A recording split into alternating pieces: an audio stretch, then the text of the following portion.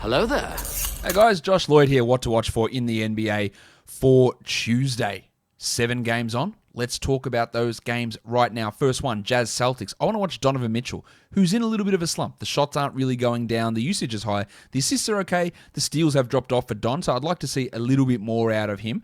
And we'd like to hope that we can get some of that field goal percentage back up. And then also for Utah, Bojan Bogdanovic. It's been a real struggle for Bogdanovic this year. Not a top 150 player. The shot has been off. He provides very little else. So I want to see if he can get any sort of consistency going. I don't believe that he is 100% a must-roster player. I think he's fine in a 12-team league, but I want to see if he can get anything going against this Celtics team. While for Boston, is Marcus Smart going to have any sort of minutes limit in this game? Because if he is, or if he isn't, he will start. And then what does that mean for the Rock DJ Robbie Williams? And what does it mean for Vanilla Tice, who played like 6 minutes last game, Daniel Tice? What does it mean for Tristan Thompson? There are a lot of big questions that need to be answered with Boston, and probably the number one there is what happens with the centers. Williams was great, but played under 20 minutes last game, and somebody is going to lose a ton of playing time when Smart's restriction is lifted. So that is a key focus in this game. Next game is the Thunder and the Bulls. Well, Al Horford is out resting again, and it's not a back-to-back. Not a great sign for his rest of season value. So Moses Brown probably gets another start, and he's going to be a very interesting player. He's a guy to add in 12-team leagues, and if you don't think you want to hold on to him long term, he's definitely a stream for today. While Alexei Pokusevski, he's probably going to get another start with Darius Baisley ruled out once more. Lou Dort's also questionable for the Thunder, but the Salt Flake Theo Maledon, he'll be ready to return. While for the Bulls, it looks like Thad Young, I don't see any reason why not, but Thad Young will continue to start there ahead of Wendell Carter Jr. So we want to see what his role is, and conversely, what that means for Wendell Carter's role. And then also, we want to check out the point guards and what it means for Kobe White, who's coming off the bench behind Thomas Satoransky, but he played that 27-minute a night role where he's that combo guard off the bench, playing a pretty decent role, which is fine, and he put up okay numbers in that first game off the bench. But we want to see again how that Young, Carter, and then White Satoransky role develops. Next up, we look at the Hawks and the Rockets. The Italian cock, Danilo Gallinari.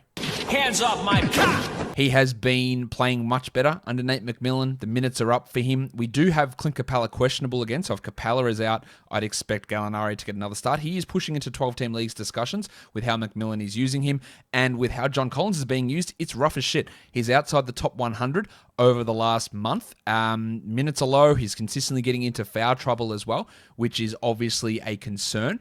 So we want to watch how Collins looks, what his minutes look like in terms of fouls. I think if Capella out, it does help Collins, and his minutes will push up, which would be good. But we want to really pay attention to how he's being used under Nate McMillan and what it means if Capella does happen to play. For the Rockets, John Wall, Christian Wood, they won't play in this game most likely. So we're going to get another big dose of guys like Sterling Brown and Kevin Porter Jr. But I really want to focus in on Kenyon Martin Jr., who's been awesome in these 3 games after the G League bubble. What are his minutes going to look like? I think they'll be pretty high. What's his production going to look like? It'll be interesting to see what it means if Daniel House does play and how Martin's role looks there, but he has been really good in the game so far. And then another opportunity for Justin Patton to do something with no Christian Wood. So let's see if Patton can look all right. I'm not convinced that Patton's going to have any value in Wood returns. Maybe they play them together, but I think with the way that Martin has stepped up, they'll want to give him and Tate a lot of those power forward minutes rather than trying to squeeze a Wood and Patton combination together. We know how adverse Stephen Silas was to playing Cousins and Wood together. Now, of course, Patton moves a little bit better than DeMarcus Cousins, but he hasn't been really all that keen in playing 2 centers. He'd rather play 0 centers than play 2 centers, or so it has seemed this season. Next up, it is the Knicks and the Sixers. A back-to-back for the Knicks. Let's pay attention to Nerlens Noel, how Thibodeau uses him in the rotation, what it could mean when Mitchell Robinson returns, which might be coming this week. And then Emmanuel Quickley. He made his first start on Tuesday. It took us a while to get there. Of course, there was no Peyton and there was no Rose. So how does Quickley get used in this game? If Rose plays, or if Peyton plays, or if both guys plays, is there a chance that he sticks in the starting lineup? I would say it's like less than 10%. but it is worth grabbing him just in case that is something, because we know that he's been playing as their best point guard all season, and now that he has got that start, is there a chance that he can keep that role? I'm not convinced, but I want to see what happens there. For the Sixers, Tony Bradley will probably start again in place of Joel Embiid. I think he's solid enough. Yeah, I want to see how the minutes split looks between him and Howard, and how the production looks from both of those guys. That's going to be key for us to look at and see how that value shapes up between those guys. And then Seth Curry, who put up some really nice numbers recently. He is still probably more of just a back-end guy without particularly high upside, but Curry's going to get a bit of a usage bump with Embiid out, so I think that that's worth us paying some attention to here. Next up, we look at the Cavs and the Heat. Jarrett Allen's production, as I talked about on the Buy Low show earlier today, has been really dropping off. So I want to hope that he can get some of that usage back up, and also his free throw percentage back up. While Darius Garland, a guy that people are very keen to drop, absolutely shouldn't. He should be held in all situations. So I want to watch him. I want to see him play more minutes. I want to see him shoot a little bit better, because he has been a little bit down for sure, but I am definitely holding him. While for the Heat, Tyler Hero, he stepped up last game. Everyone has a hero. True. 0 people shouldn't have a hero. And what that means for Kendrick Nunn and Goran Dragic. Hero, I do think is a 12-team league hold, but Bam Adebayo is back. Likely back. He's probable. So what does that mean for the usage of everybody else? What does that mean for Kendrick Nunn? But more importantly, what does it mean for Kelly Olynyk, who's been on a massive roll, top 30 player since Bam's been out? Will they go back to Olynyk as a 24-minute-a-night guy, or will he get like 29 minutes, 30 minutes a night? I'm holding Olynyk. I want to see what happens in this game with Bam returning. For the Pelicans and the Blazers, Kyra Lewis is always someone I want to focus on. You could make an argument, and it wouldn't be hard to convince people that he's a better option than Eric Bledsoe at this point.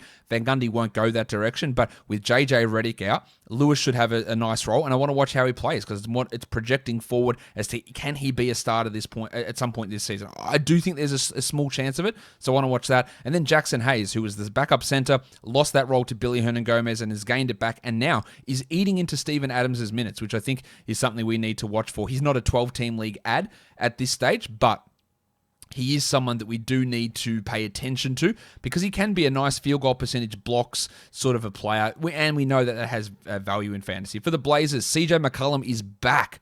What does that mean for someone like Carmelo Anthony? Gary Trent's already a drop, so you can move on from him. What does it mean for Melo, whose minutes have been up and usage has been up? I think it is going to have a negative impact on Carmelo Anthony. I think it's going to have a pretty large impact on Derek Jones Jr., who is not a 12-team league guy. He's a defensive type streamer player, but I think this is going to negatively impact his value. Next up, we look at the Wolves and the Lakers. No Jordan McLaughlin, Jarrett Culver doubtful, so big minutes again for ravishing Rick Rubio. Big opportunity for him to put up another bunch of nice numbers. While Anthony Edwards was excellent last time out for Minnesota, I wouldn't bank on him being a 50% shooter, but let's hope that he can get some good peripherals to go along with the scoring. While for the Lakers, Damian Jones likely starts. He is not very good. I don't believe he should be an NBA player, but he is going to be starting, so let's watch to see how the Lakers view him. And then also Kyle Kuzma. It is a back here for the Lakers, so we want to see what his value can be in this sort of a scenario. He hasn't been fantastic, but with Davis out, he's been a rosterable 12-team league player. So let's see what we can get out of Kuzma. Let's look at some stream options. Outside of those guys that I already mentioned for the Thunder, Pokusevski and Moses Brown, we're looking at Tony Bradley, Justin Patton, Thomas Satoransky, Danny Green, and Sterling Brown. I'm not including Kevin Porter or Kenyon Martin Jr.'s in this one. They both should be rostered in 12-team leagues, in my opinion. And then for points league streamers, we're looking at Martin, who is still under 50% rostered on Yahoo.